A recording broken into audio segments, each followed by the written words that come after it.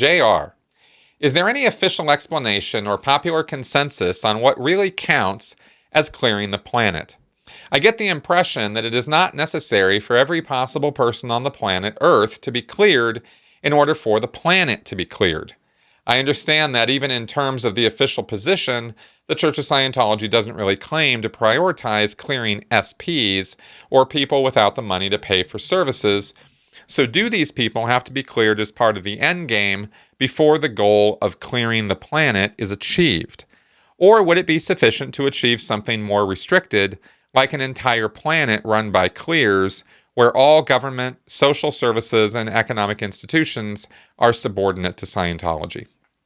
Okay, great question, JR. And the deal with clearing the planet is it is a ratio. It is called within the world of Scientology, and this is not going to really clear this all up for you, okay? Because it's still clear as mud. But what they say within the world of Scientology is they talk about this ratio between theta and n theta. And clearing the planet is a matter of flipping the script, so to speak, or flipping the ratio between right now there's a whole bunch of n theta and not enough theta. So we need to create more theta to balance and eventually overtake the n theta, so there's more theta, and that will result in the world naturally, organically, just becoming a better place. Calmer, more peaceful, less warlike, less criminal, less insane. That's how it's supposed to work. And the way that you generate theta is auditing. You can train people and get a little bit, but auditing is really where it's at. And ultimately, it is the OT levels and the delivery of the OT levels that must be happening in volume for the theta and theta ratio to flip. Okay, now theta, I'm using these words as though you know what they mean. Theta, of course, is spiritual energy or spiritual substance, I guess you could say. It's not a physical thing. So I use these words that are, describe physicality, but it's not a physical thing. Theta is not matter, energy, space, or time. It exists outside of the physical universe. Yet it impinges on the physical universe, and thetans are somehow related to theta or, releasing theta. So a thetan or theta, is sort of this life energy. And n theta is interbulated theta, E-N-T-H-E-T-A, n theta. So interbulated theta. And interbulated is messed up, chaotic, confused, in a disjointed mess. So if you, throw or inject chaos or uncertainty, fear, anger, this kind of thing into theta, mostly turbulence, trauma, upsets, unconsciousness, pain, those kind of things interbulate the theta. They make it, I ran into a wall and now I'm confused and I don't understand where things are. And, this kind of, it's n theta. Angry and turbulated, upset people, there's n theta there. And it's considered in Scientology that all of us have accumulated mega piles of n theta around us. It's a spiritual quality. Remember, this is all spiritual stuff we're talking about here. This isn't physical. It's not a real physical thing, but it's a reflection of your spiritual awareness and ability and spiritual state. So if most of your mind or most of you as a spiritual entity is wrapped up in this chaotic, traumatic stress and the abuse that you've experienced and all of this, all through the trilenia that you've lived, that's n theta. Plus, with the OT levels, you have the body thetans. And the body thetans are little thetans themselves, but they are totally interbulated to the point that they are practically unconscious and they're just stuck to you. And they are themselves little individual life units, just like you are, but they're stuck to you. And they're in this really horrible, awful state. So the idea is through Scientology auditing, you will first untangle and sort out your own n theta of, the engrams you've accumulated and the stress and the trauma and all that. And that is called getting to the state of clear. So you get to the state of clear in Scientology, and you kind of basically have sorted out your own shit. And all of your N theta in your own little personal slice of the world is kind of, disinterbulated. It's sort of like freed up again. You feel better, you feel lighter, you feel happier. That's the whole point of, flipping the N theta to theta is you're supposed to be lighter, airier, happier, etc. More frontal lobe activity, right? So,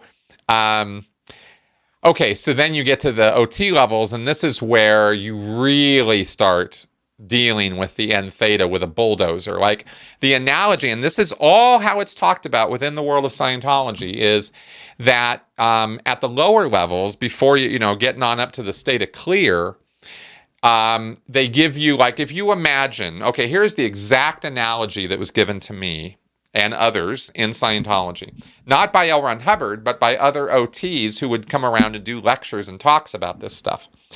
And the analogy is that imagine that all the accumulated N theta that you personally are going to have to deal with in order to go free and achieve spiritual freedom and immortality. Let's imagine that it's a beach. Like it's like a few miles across, and it's this big, section of beach, and you have to empty it of sand. You gotta get in there, and you gotta just get all that sand moved out. You gotta move it over there, let's say, and that process of taking all that sand and moving it over there is the process of disinterbulating the theta. Okay, that's the analogy. Is here's all your N theta that you have to deal with. And you're going to go into Scientology, and you're going to get auditing, and gradually, step by step, you're going to deal with this. At the lower levels, they give you a spoon. Here you go. And you start shoveling that dirt. And you think, this isn't hard. I can do this. And you're not even aware at that lower level of how much beach there is. You walled off a lot of that stuff a long time ago. You can't even see it right now. So you're kind of got the little blinders on, you got a little hat on, and you're sitting there in your little slice of the beach, and you got your little, your little spoon, and you're just having a great time just spooning it out, and it's like, wow, look at all this work I'm doing. This is so amazing. And then you start becoming more aware as you move up the levels of Scientology. You're not clear yet. You just start moving. And you go, wow, I'm feeling a lot better. I feel clearer. I feel like I can see things better. And you start seeing, oh, wait a minute. I don't have just this little towel worth of sand to deal with. I've got like, a car length worth of stuff to deal with. Look at all this sand. Where did all this stuff come from? Because at the lower levels, you couldn't even see how bad off you were, right? So as you get more auditing, you start becoming more aware of how much N theta there is around you that you now have to deal with, that you've been carrying around this whole time.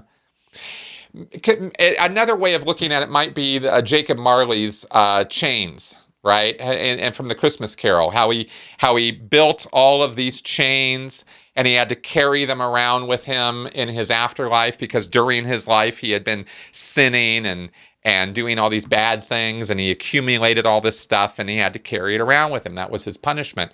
Well, in Scientology, it's just kind of considered the way it is. You've been doing all this crap for all these millennia, and here's now what you have to deal with.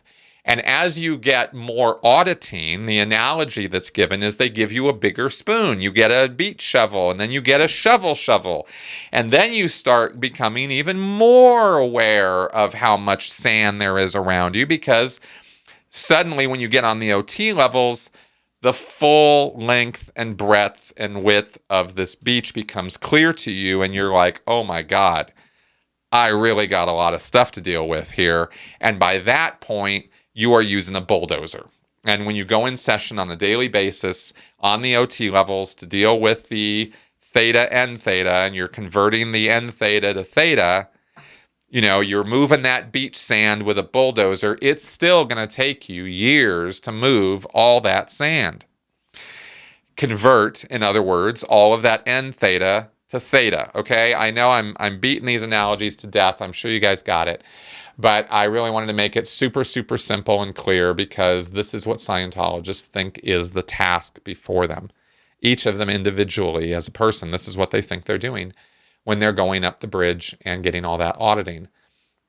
And they truly believe that when they have this beach cleared off, that they will be personally free and they will have contributed to, I guess you could say cleaning the whole beach for the whole state, right? And all the Scientologists need to get up to the OT levels and clean their beach, so to speak, clear all this N theta, convert it to theta. And the magic number that Scientologists are told is that if 10,000 people get onto and complete OT level 7, the theta and theta ratio will flip. That's what's communicated to Scientologists. How did they figure this out? Who knows? Who cares? They just pulled the number out of their ass. But it's the number that is communicated to people.